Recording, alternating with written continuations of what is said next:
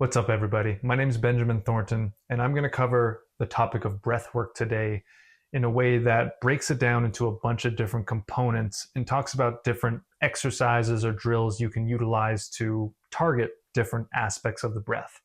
Breathwork's become very popular in recent years, which is awesome because as humans, our breathing mechanisms are incredibly vital, and anything that's working to promote the health of them, I think, is beneficial.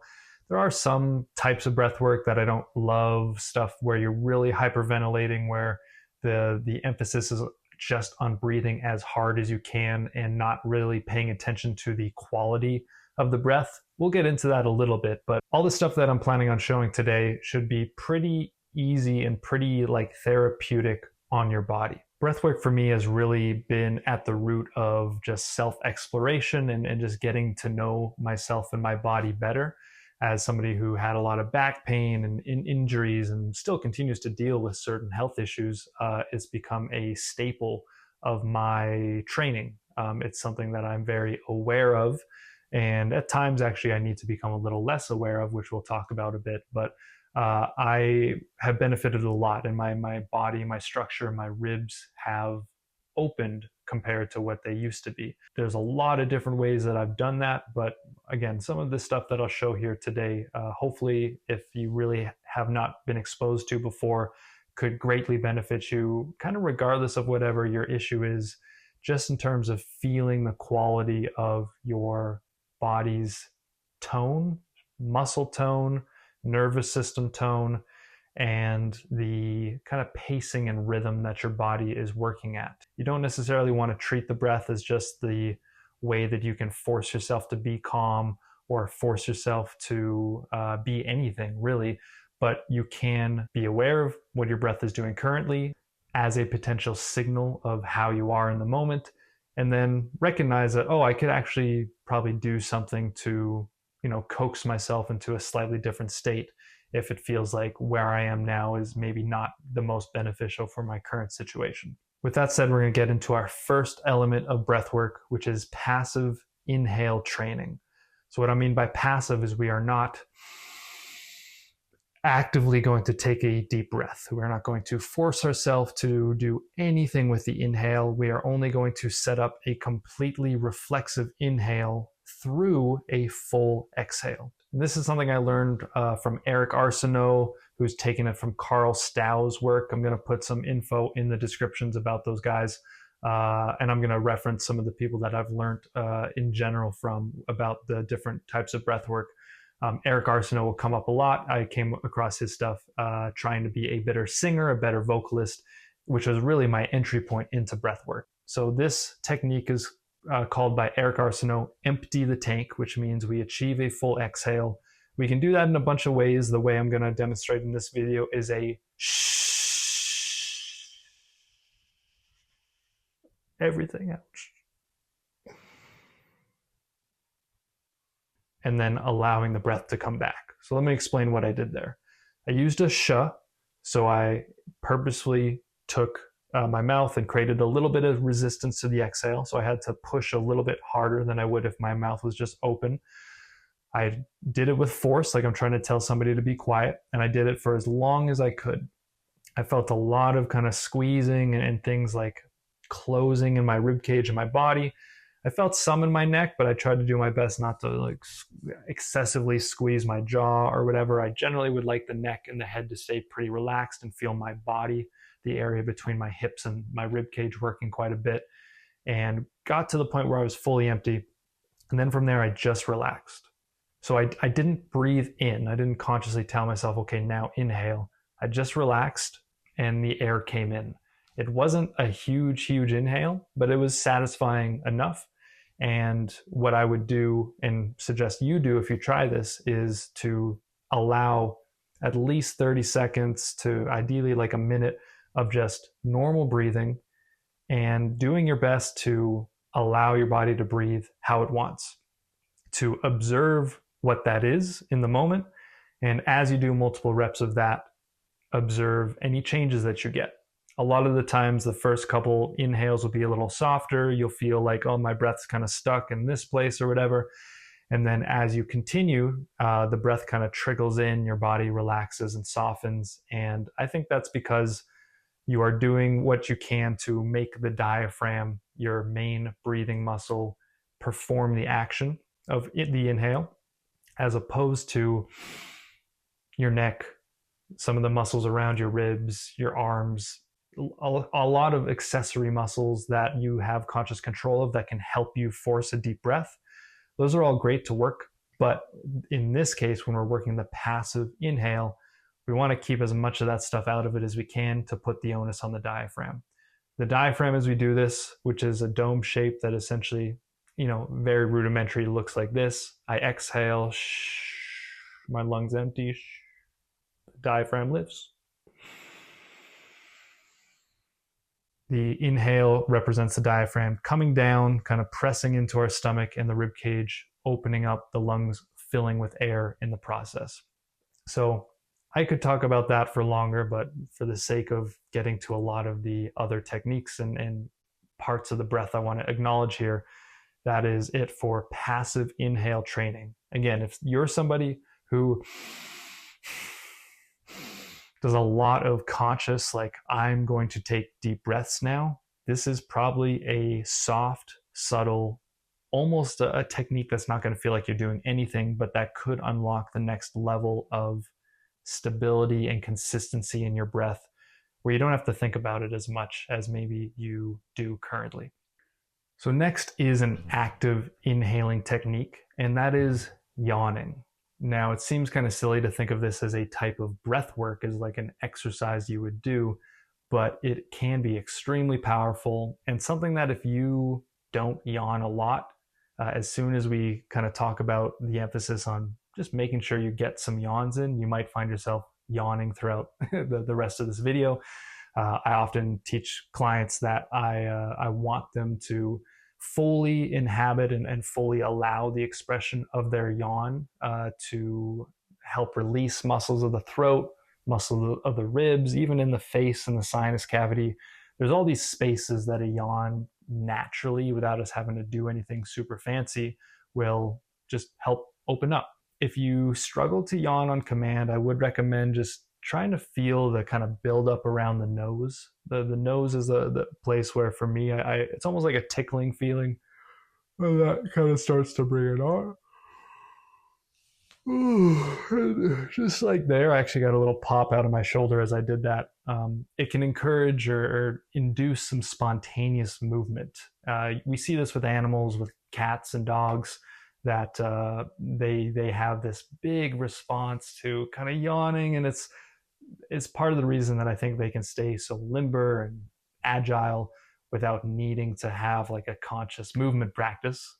It's just they listen to their bodies really well, and when they get that impulse to yawn, they really let themselves kind of open up and restore space if maybe they've been a little closed down or they've been in a curled position. You can imagine if you're at a desk and you're in this kind of position for a while, that your body probably wants to open up every once in a while, and the yawn reflex can be a powerful full body breath that comes along with that movement. Again, Eric Arsenault, Trina Bourdaire is another instructor that really gets into the yawning reflex. MoveMed, which is a educational institute that I have kind of helped to build, we also talk about yawning.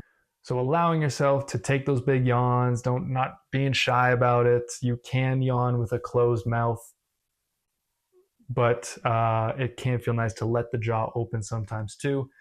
In society, we tend to think of that as impolite or a sign that you must be bored. I am more than happy if my clients are yawning during a session, especially in between exercises, because that kind of tells me that we're not getting them into a super high stress state. We're actually bringing them into a little bit more of a relaxed state.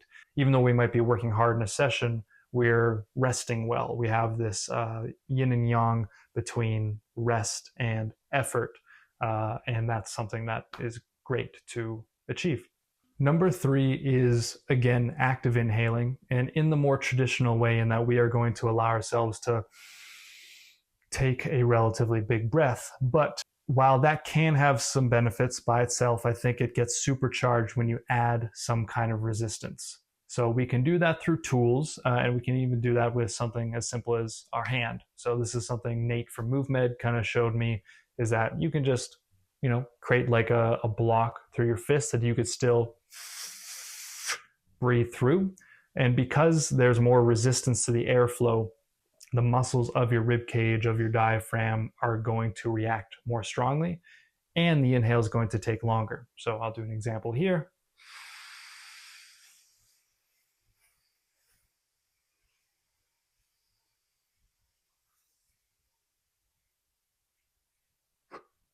Fairly full. I could really feel the muscles around my ribs kind of suctioning that air in, and I could just let the air out on a normal exhale and then repeat that. You can also use tools. So this is the isometric breath builder. It's a kind of simple spirometer deal where this ping pong ball is going to float. And there's a little bit of resistance to the breath. This also ties into another type of breath work we'll get to with the exhale later on. But just to give a more full example now, you can do a circular breath with this, where I'm trying to keep the ping pong ball high.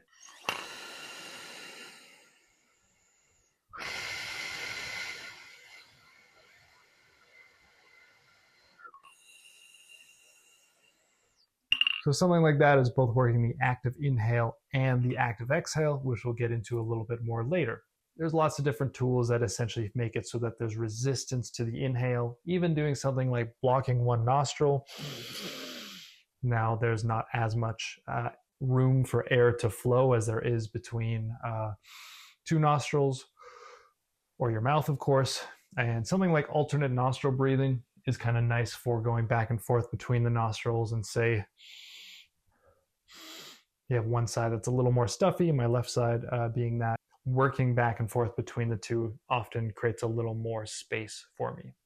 Once again, the yawning technique in conjunction with some resistance training, just like the fist against the mouth, can supercharge the effectiveness of the technique, in my opinion. So those are three ways to think about the inhale. You have the one we just covered, the very active against resistance inhale. You have the yawn, which is more relaxed, but still has a quality of trying to fill up and then have space really develop. You're bringing some conscious intention into it. And then you have the passive inhale, which is, again, just trying to allow the most effortless version of the inhale to occur, setting that up through a full exhale. Before we get to the exhale, we're going to now hold our breath. So breath holds are another form of breath work, and I think most people should develop a basic competency for them. So if you're going to inhale and hold your breath, I think ideally you're working up to around 90 seconds plus. Maybe you don't really need to chase more than that unless you're like a free diver, or for whatever reason you find yourself in situations where you need to hold your breath. The bare minimum I would like people to get to is 60 seconds. And being able to do so in a way where you feel like you're not just squeezing at your throat to try to hold the air back, and that you aren't just like in complete agony holding your breath at the end. There's a serenity that you try to find in a breath hold. Part of that is just the skill of holding the pressure of a full inhale with the entirety of the breathing apparatus. So I feel some engagement around my pelvic floor, around my ribs. I feel, a soft but firm kind of seal around my vocal cords, around my larynx, and I feel just a relaxed tension around my jaw and around my head. Ideally, the pressure that we house internally and we are holding on to through a breath hold has this very multifaceted, distributed sense of pressure in our body. There's plenty of tutorials about how to build your breath hold. The one thing I'll say here is it is nice to just breathe very slowly for some time before you hold your breath.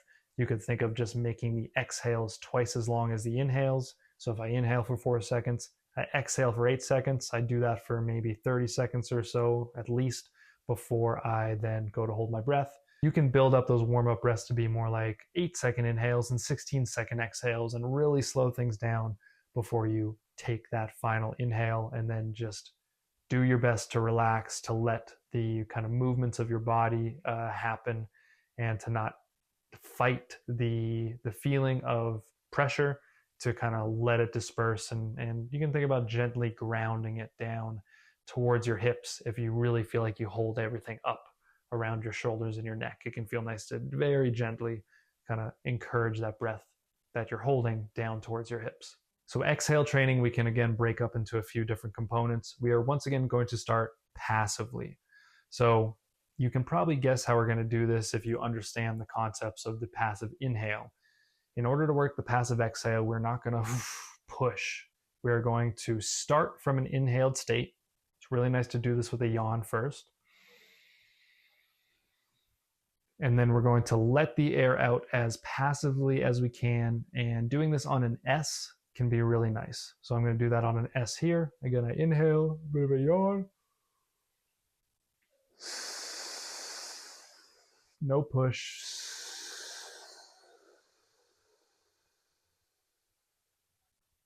And then I stop exhaling out of my mouth. I can let the rest out through my nose. And then it's really nice to wait until you feel the urge to breathe again. Talking kind of messes this up. And then I kind of get a little bit of a passive inhale in there as well. Once again, this is kind of a technique I've learned from Eric Arsenault, which is really important for vocalists. I think it's important for anybody who needs to use their voice for a long period of time. But the quality of not feeling like you need to force your air out and building just the diaphragm's natural kind of recoil and lifting to help fuel a relatively constant flow, again, without force, can make it so that when you do add some force into it, it's a nice synergy between those more conscious external muscles and that internal muscle of the diaphragm. So again, a passive exhale, you can work by taking a full inhale, letting it out on an S, or really any kind of like slightly resisted mouth exhale, even just like pursed lips. Doing it until you start to feel like you have to push, and then stopping. So it could be tempting to really like make it last as long as you can. That's not the point for this one. You're only making it last as long as you feel like it is effortless. That's hard when we're used to putting a lot of effort into things. If you're used to doing a lot of you're used to really throwing a lot of air out. The air will exit kind of slowly here, and again, without really your own like conscious effort. If you can make that happen, you will notice some benefits over multiple reps and feel like, oh, there's actually a little more freedom and a little more easy flow on the exhale. Because the exhale in breath work, I think, is important.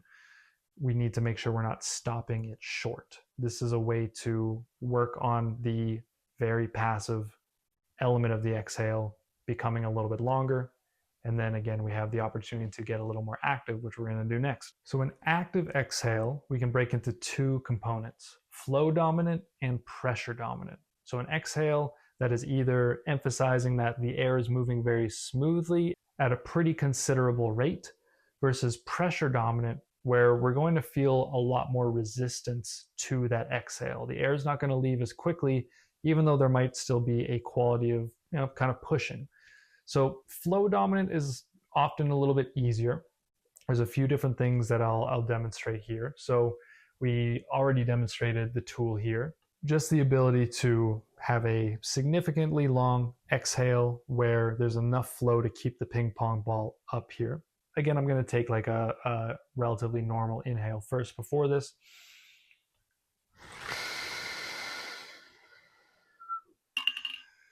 And just have, the air is going to move pretty quick. I'm not going to necessarily be able to make it last too long. Ideally, it's not and you're done. You should be able to stretch that out for longer. And I'm going to just pay attention to what is working in my body. With flow dominant exhales, I should be getting this movement in and up at around the belly. There is going to be some narrowing here. Some may find that their chest and rib cage really wants to close and collapse. And that can be okay, especially when you're just warming up. But I think ideally there's a quality of rib cage suspension that you can find. And this is blurring the lines a little bit between flow and pressure. When we're retaining internal pressure in our rib cage as we exhale, we are going to maintain the shape of it, and we're going to have the kind of movement be more from down below. The soft tissue of the belly is going to lift in and up as that diaphragm lifts, as opposed to the belly kind of pooching out or like getting bigger as our rib cage closes.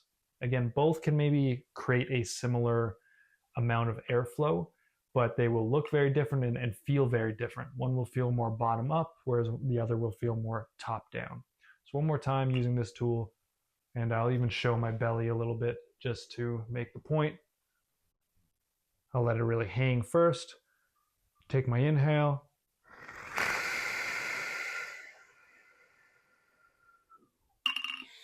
Now, I'm not flexing my abs. That is just a natural response to getting the air to move. That can be sometimes a tricky thing for people to grasp when they're very used to flexing during an exhale on purpose. I don't recommend that. I recommend utilizing techniques that create that kind of activation on its own, and where there is movement. You can see the belly moving. It's not just holding still, especially when we're talking about flow dominant exhales. Without a tool, ocean breathing is really nice. So that is making kind of like this oceany sound. This is happening because of our vocal cords coming slightly together, but not so much that they actually make sound. Not so much that we're humming or singing.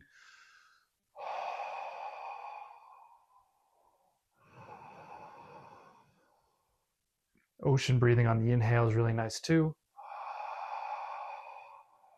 And again, I'm just trying to keep that flow consistent, trying to feel movement in my abdomen, and that my rib cage is moving, but not collapsing as I do it.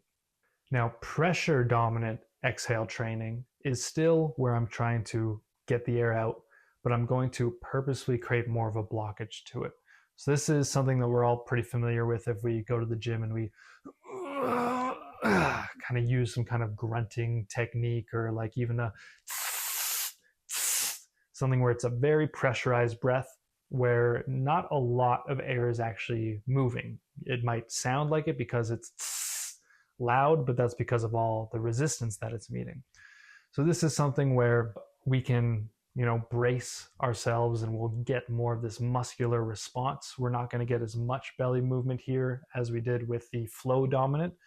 But this is something, if you feel kind of flimsy, you might really benefit from this form of exhale training. Whereas if you feel really rigid, you might benefit from a little more flow. In general, a lot of what I hope I'm sharing kind of helps you notice where on the spectrum of like either rigid or kind of soft you are, and how you can maybe use some of these techniques to help bring yourself into a little more balance. So if you're going to work on pressure dominance, you can do something like a really small mouth exhale, or you could even go back to the fist. And because again, there's so much resistance to that exhale, you're going to feel this internal buildup of pressure. Now, you want to really pay attention to where that pressure is being held.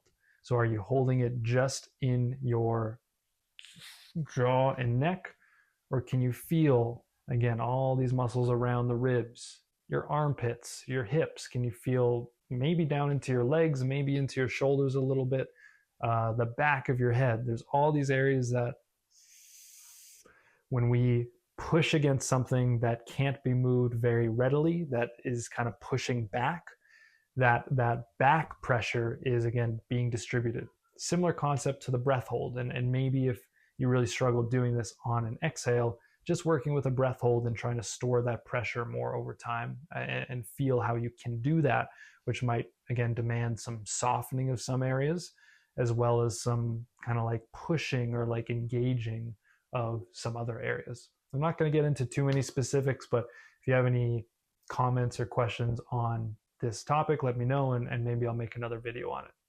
So the pressure dominant examples I've given have been a lot of pressure buildup. The flow dominant examples I've given have been a lot of flow. In the middle, there's a lot that can be done. A simple hum or any kind of singing or even just talking is a representation of a balance of there's going to be some closure, some resistance to the airflow. The vocal cords are coming together to make it so that I don't talk like that. I don't talk like that. And if I'm humming and I feel like I can't hum for very long and there's a lot of airiness, then I need to learn to prevent so much air and I need to create a little more pressure, a little more resistance to that airflow. I want to make it where there's clarity.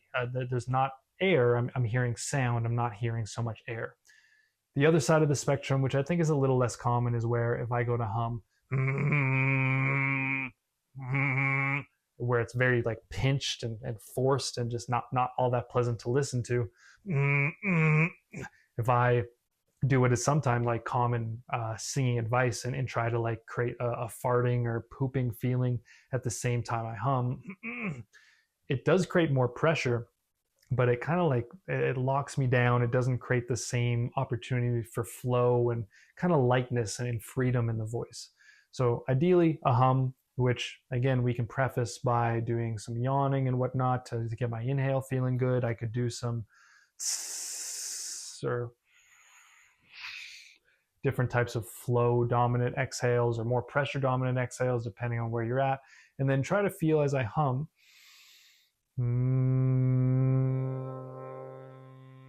that I get something that's clear that I could ideally hold for a fairly long time, and that if you get more advanced you can take into different pitches. And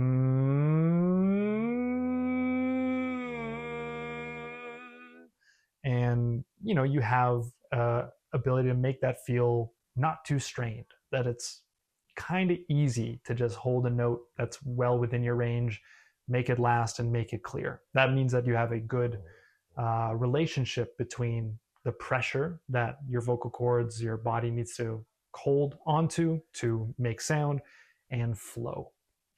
Now we have 4 more types of breath work that I'm going to cover. Again, part of this video is just to point out that there's a lot you can do.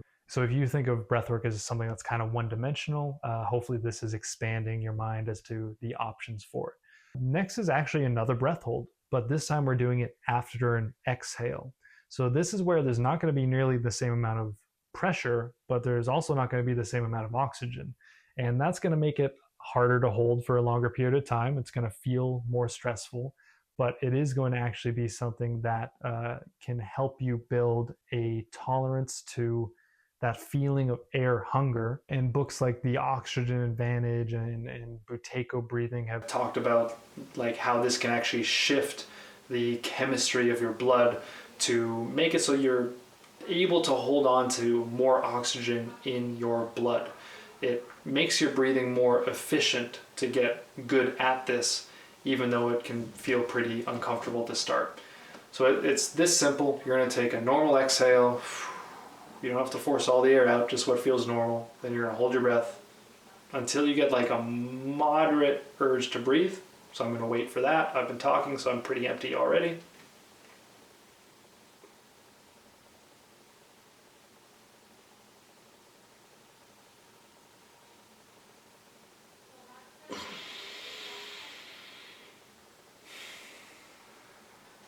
And then there I just allowed kind of a normal inhale, something that was very satisfying.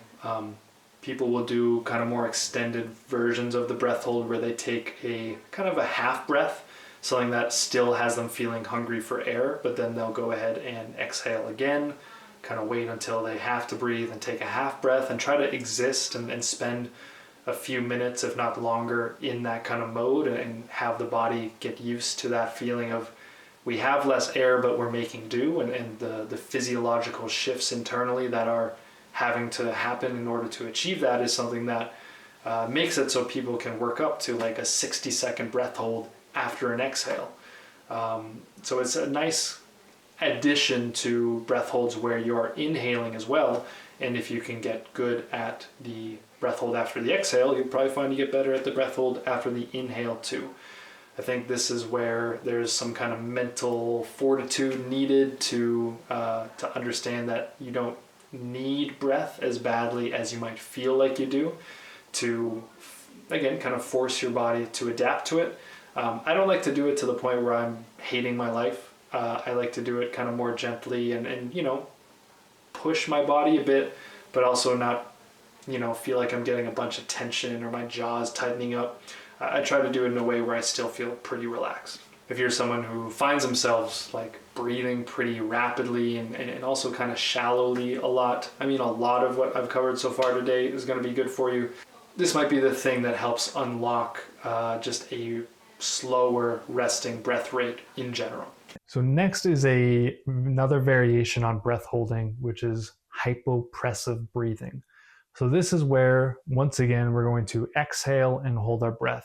But instead of just relaxing and trying to kind of deal with the buildup of air hunger, we are going to purposefully create the feeling of inhaling, even though we are still holding our breath.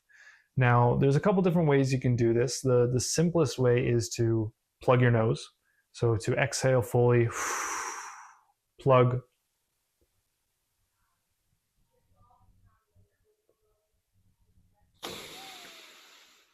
And as you saw, my rib cage moved, but I did not breathe. You would have heard it through the mic if I were breathing.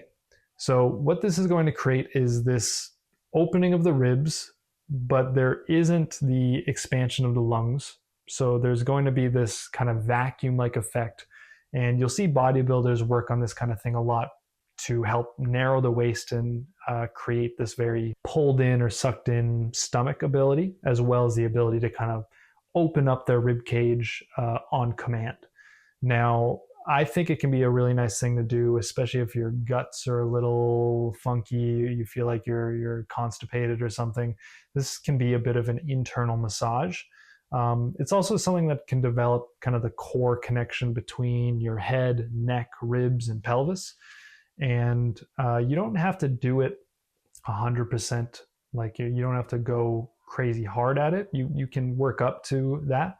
But it is something that I think is kind of interesting to experiment with and to gain the coordination to kind of move your ribs independently of the breath and get some extra movement in the abdomen. So I'll do one rep where I'm a little bit bent over, and once again you can see my stomach. So I'm going to, again, exhale and relax. This time I'm not going to plug my nose. I'm just going to kind of hold my breath and rely just on my own kind of breathing control in order to create the movement. So I exhale. You don't have to be bent over, but it's just a little bit easier for everyone to see.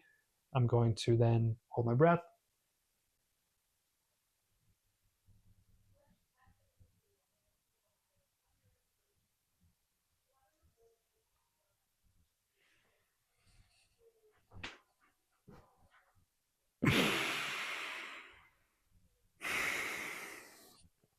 So as you can see, it kind of has that inhaled look, but I'm not breathing in.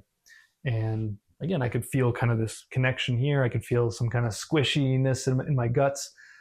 It's an interesting thing to work on if you really want to explore kind of the breath holding mechanism and really go quite far into a breath hold. You're going to find this effect kind of happens naturally. Free divers, they will get this kind of happening reflexively, because as they're holding the breath for long periods of time, their body starts to like try to breathe for them. Part of that is like a response to help move the blood and continue to get this circulation of the remaining oxygen that is in the lungs and in the bloodstream around to the body. So you can just do a breath hold for a long period of time and you'll start to feel this happening, but you can also train it kind of consciously as well. And again, that is called hypopressive breathing, or often just like a stomach vacuum. Next, we're going to talk about loaded or resisted breathing, where it's not now the airflow that we're going to resist, but it's actually the body or the movement of the rib cage that we're going to resist. So a simple way to demonstrate this concept, and I'm going to then include some other options, is like a belt. So this is the breath belt. It's something that we use at MoveMed quite a bit. And I'm going to put this on kind of as tight as I can. I usually like to put it up quite high because my upper rib cage tends to need a little more help kind of expanding than my lower, but just to not bug the mic, I'm going to go a little bit lower. And what this is going to do is just make it so that it is mechanically more difficult to expand my ribs, and in that case, to breathe. So when I take an inhale, as you can probably hear the Velcro stretch a little bit, I'm going to be working in a 360-degree manner around my ribs. It makes it a little bit harder to talk and not to just collapse.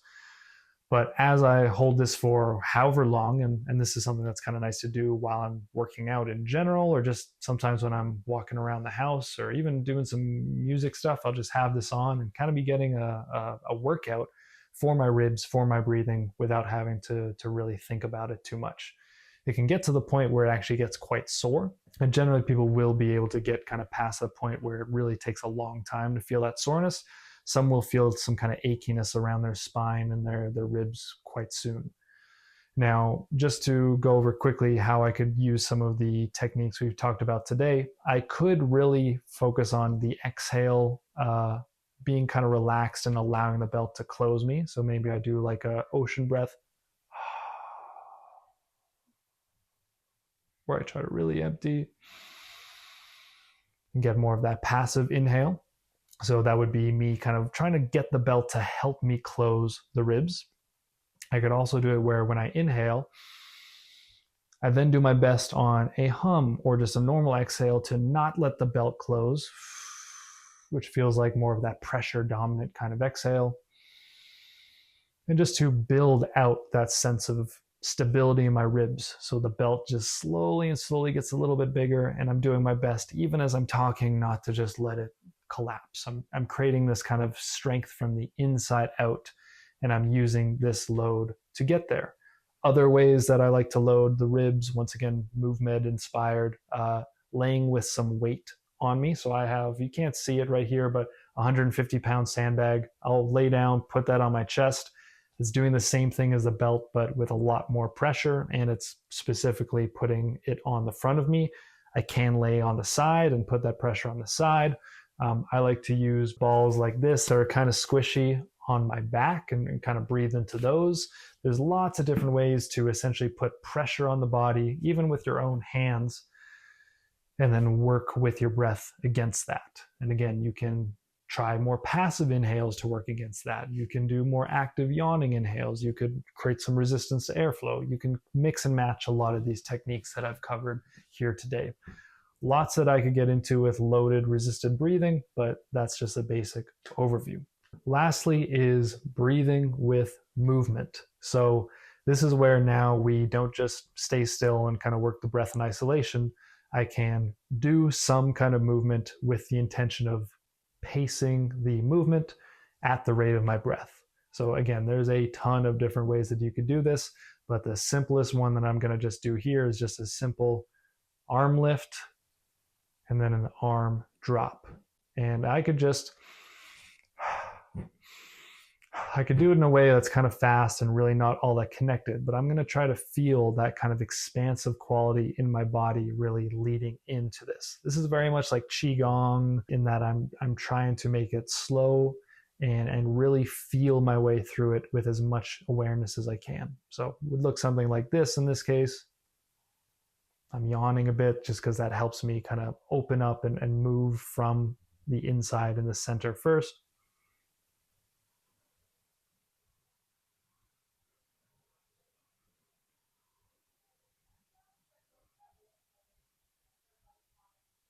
Kind of felt like I stopped there. I could force my arms to go higher, but I'm just going to let it stop there. I'm going to exhale soft. I've heard the cue of think there's balloons underneath your hands, and you're gently pushing down those balloons. Exhaling, exhaling, exhaling. And then repeating.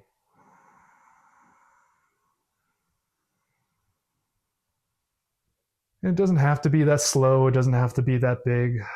And there's so many different variations, ways you can move your arms, different kind of circles and spinal motions, side bends, rotations, leg movements. Just in general, the concept of breath work being something you can pair with movement. And it can be more dynamic where you're actually breathing a little more forcefully, a little more pressure dominant, and getting there to be a little more speed to it as well. So my camera battery is going to die here. I'm going to wrap this up. Those are 11 different ways that you could work your breath. And I hope that this inspires you to maybe follow up and focus on some of these. Maybe some you knew already, some are new, then you can experiment with them. If you want any help, any guidance, some more details, let me know. And I offer coaching. With MoveMed, I help build their online courses, so they're an awesome resource to check it out. Again, there's other people that I put in the description that I recommend learning from.